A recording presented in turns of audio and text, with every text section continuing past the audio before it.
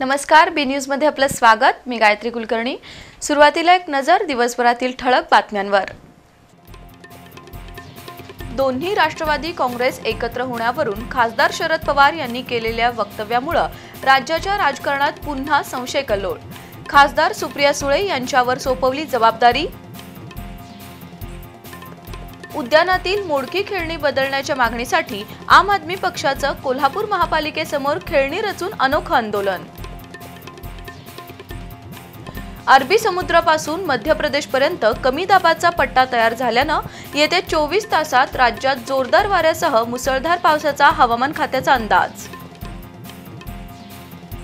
अनुवांशिक असलेल्या आणि मुलांच्या बालपणावर विपरीत परिणाम करणाऱ्या थॅलेसेमिया विकाराबाबत जनजागृती करणारं बी न्यूजचं विशेष वृत्त। जागतिक थॅलेसेमिया दिनानिमित्त आणि वाढत्या उष्णतेमुळे बागांचं आणि रोपवाटिकांचं संगोपन करणं बनलं कठीण काम। रोपवाटिका चालकांना करावी लागते तारेवरची कसरत।